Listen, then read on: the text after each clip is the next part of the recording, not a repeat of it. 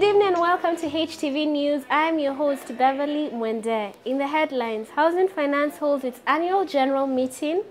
Over 500 artisans graduate from the HTV Foundation Alibi Sharif Skills Enhancement Program. Housing Finance wins at the Kenya Homes Expo. Komarok Phase 5B opens its doors to the public. Housing Finance rights issue a great success. And later on, we are joined by Mr. James Alasara, our security manager, to discuss on matters security and HF.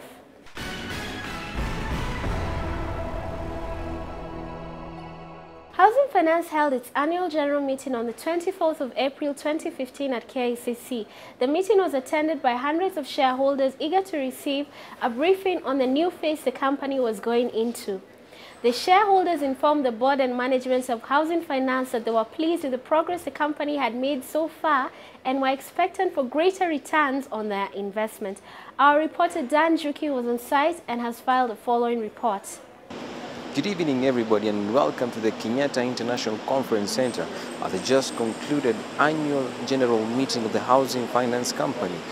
If you can look just behind me, you'll see some of our shareholders enjoying some sumptuous meal after they just concluded deliberations. Of importance to note is that this year's annual general meeting coincides with the 50 years anniversary celebrations of their annual general meeting. Well, just to show you some of the issues that were captured, have a look at this clip. I'm proud to be here after 50 years with this company. I started with the first building society when you are down at the government road. So I know exactly the footing we have done from there to this place. By then, it was a joint venture with CDC. That is a Commonwealth Development Company, or the British company. It was another success story for the Housing Finance Foundation as it saw over 500 artisans trained under the Skills Enhancement Program at the Alibi Sharif Center of Excellence graduate. In a colorful event held at the Kenya Technical Training Institute in Gigiri, presided over by the Education Cabinet Secretary Professor Jacob Kaimenyi and attended by Principal Secretary Professor Coletta Suda, the graduates were commended for their commitment to excellence in their fields. The graduation ceremony, a first of its kind, took place on the 10th of April 2015. It was a fruit of a successful partnership between the Housing Finance Foundation and Alibi Sharif Center of Excellence. The journey of raising an army of 1 million artisans is well on course. Our reporter James Alasara was on site to capture this auspicious occasion.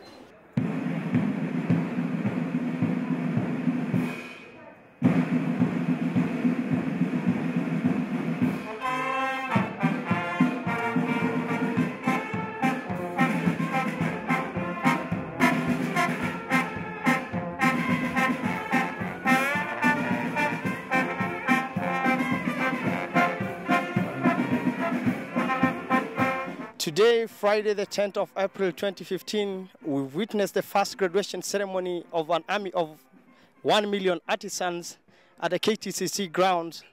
This was a ceremony that was presided over by the Cabinet Secretary for Education, Science and Technology, Professor Jacob Kaimenyi, and we are pleased to have with us the graduates, one of them the oldest graduate, and allow me to ask him one or two questions. Mr. Jacob, George M. Okari, please. How has this really helped you? As the training really changed your life? On what have you been able to really gain from the training or from the skills enhancement training that you've just graduated today? Asante sana. Mimi miaka yangu ni 62. Mimi naitwa Moses Nganga. Na nimekuwa fundi kwa tangu mwaka wa 73 na ninafurahi na nimekuwa nikingojea wakati kama huu. This is a dream come reality.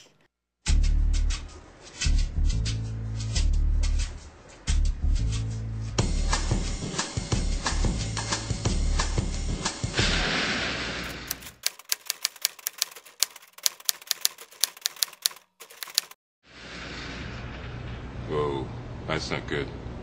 Oh, I don't need this. I'm already late. Somebody will come. Anybody out there? Do you have a phone? No. Sorry. Somebody! Hello? There are two people stuck on an escalator and we need help. Now, would somebody please do something?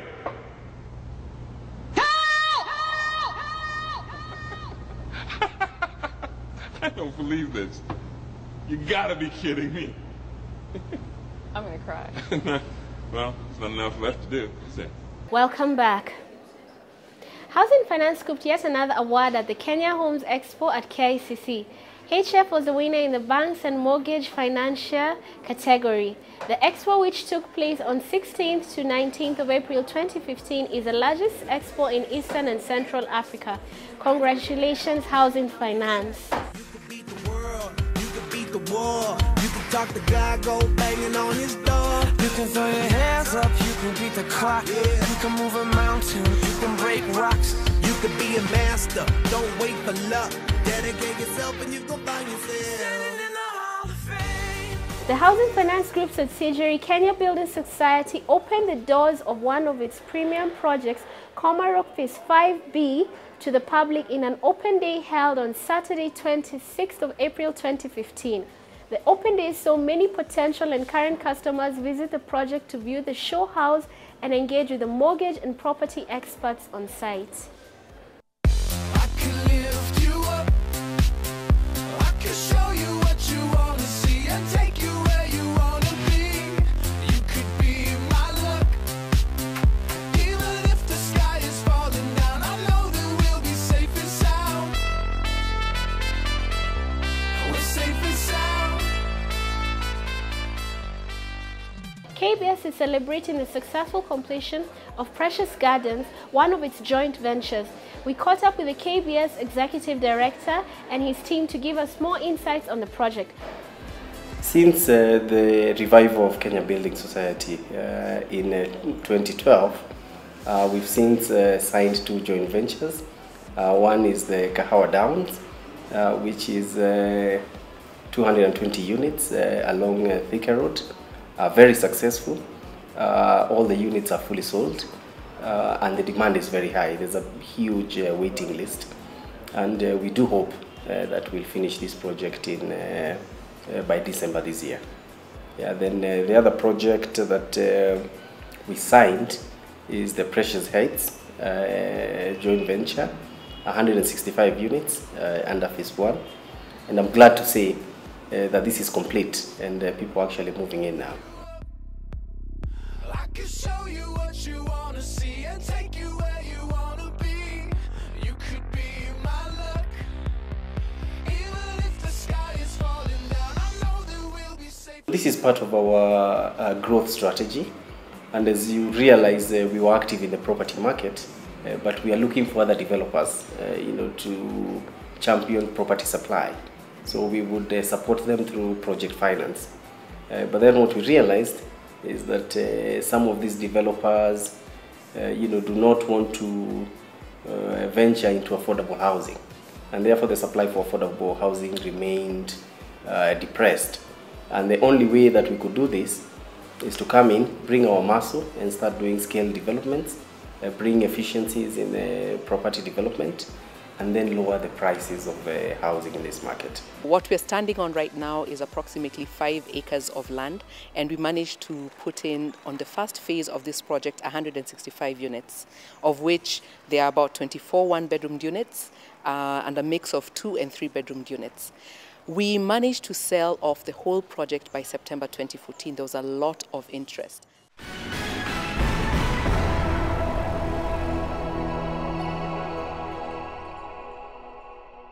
Welcome to the one-bedroom apartments.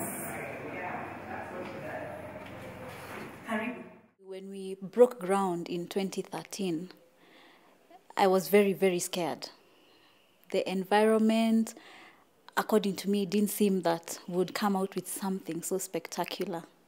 So looking back now, the experience has been rather interesting. We've come across all sorts of personalities, and I can tell you the homeowners, the guys who bought into this estate, some of the most grateful people I've come across while selling property, because they not only got value for money, but they also got a gem, a diamond in Riruta, so to speak. Okay, what are the other amenities in the houses? The amenities, like you can see, the apartments are very well finished, modern finishes, good tiles, they are airy, large windows, spacious. And I think one of the things that they have really taken care of is the finishing. Nothing has been left to chance. And by the way, we also do have DSTV. So instead of having dishes all over in every balcony, it will be now centralized, which is yet another modern approach to construction. I know that both Property Point and Kenya Building Society are part of housing finance.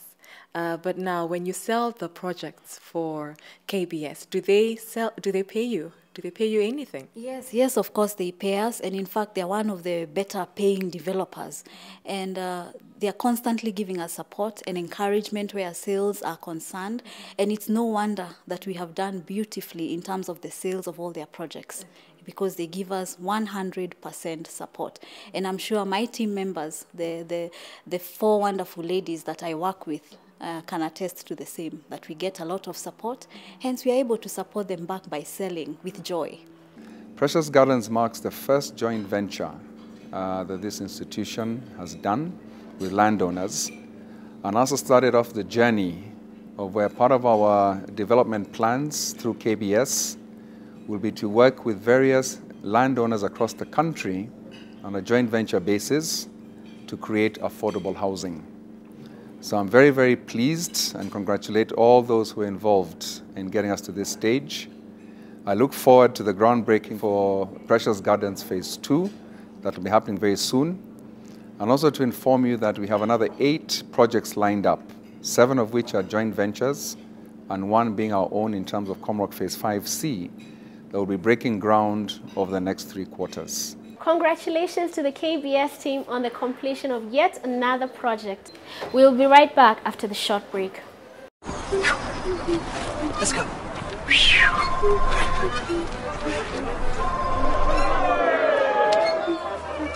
Let's go, Mom.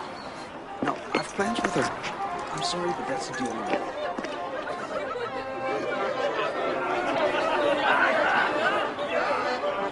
A little bit closer, a little bit to the left. Yes, leave your beer, please. Okay, there we go. 3, 2, Daddy, 1. Daddy! Daddy, there's Mommy.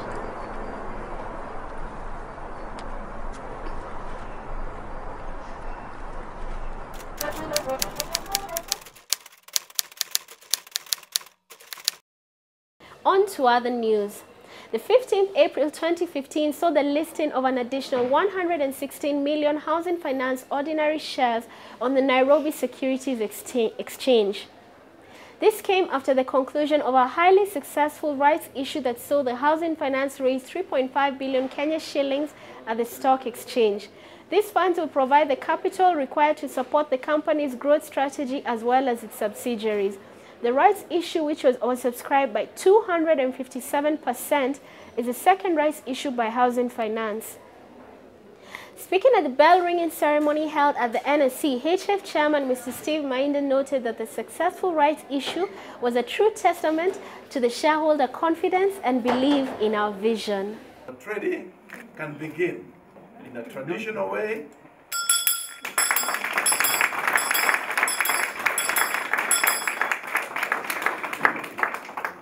Ladies and gentlemen, the recent rights issue was highly oversubscribed, clearly demonstrating that confidence that has been exercised by the shareholders is immense and overwhelming to each one of us at HF board, management, and all those concerned.